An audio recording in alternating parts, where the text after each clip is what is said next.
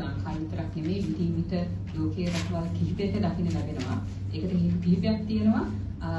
දැන් ඩෙන්ගු හැදෙන්න වෛරස් 4කින් පුළුවන්. 1 2 3 4 කියලා. මේ වෛරස් 4 සම්පූර්ණයෙන්ම වෙනස් වෛරස් 4ක්. එතකොට ඔයගලන්ට මතක ඇති 2017 ලංකාවේ ඉතාම දරුණු ඩෙන්ගු වසංගතයක් තිබුණා. ඒ වෙලාවේ ඩෙන්ගු 2 කියන වෛරසයෙන් තමයි ලංකාවේ අධි වසංගත තත්ත්වය ආවේ.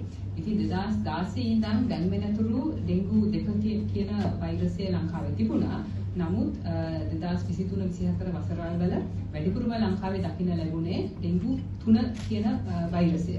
ඒතර ඇත්තටම දැන් තියෙන මේ දැන් දකින්න තත්ත්වය තමයි රෝහල්ගත වන රෝගීන්ගෙන් 80%කට විතර ඩෙන්ගු 2 වෛරසය වැළඳීගෙන තිබෙනවා සහ 20%කට විතර ඩෙන්ගු 3 කියන වෛරසය වැළඳීගෙන තිබෙනවා. ඒතර මේ වෛරස් සෑහෙන කාලයක් තිස්සේ තිබිච්ච වෛරස් ලංකාවේ.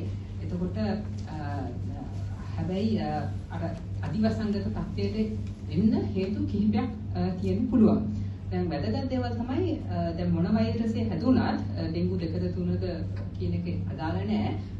කොහොමද අපි ඉක්මනටම ඩෙන්ගු කියලා අඳුරගෙන මේ ස්පිරිතාලට යොමු වෙන්නේ කියන එක. දැන් මොකද මේ දවස්වල චිකන්ගුනියා තියෙනවා, ඒ වගේම ඉන්ෆ්ලුවෙන්සා තියෙනවා සහ වෙන වෙන වෛරස් වුණ කිහිපයක්ම තියෙනවා. එතකොට දැන් වැදගත්ම කියන්නේ අර දැන් කිව්වා වගේ මරණ වැඩි වෙන හේතුව සහ සංකූලතාව වැඩි වෙන්නේ ගොඩක් කරක් වෙලා ස්පිරිතාලයට යොමු වුණොත් හරි ප්‍රතිකාර වලට යොමු වුණොත් ගොඩක් කරක් වෙලා. ඒතකොට කලින් යොමු වෙන්න නම් ඇත්තටම Tamanට ඩෙන්ගු තමයි තියෙන්නේ කියන එක පොඩ්ඩක් රෝගියා දැනගන්න ඕනේ. ඒතකොට ගොඩක් අය හිතනවා ඒක සමහරවිට ඩෙන්ගු වෙනස් වන ඇන්ටිජන් ටෙස්ට් කරනවා එක ටෙස්ට් කර තමන්ම රිපෝට් බල දැන් ප්ලේට්ලට් කවුන්ට් එක හොඳයි ඩෙන්ගු වෙනස් වන එක නෙගටිව් කියලා ගෙදර ඉන්න පුළුවන්. එතකොට වැදගත් දෙයක් කියන්න තියෙනවා.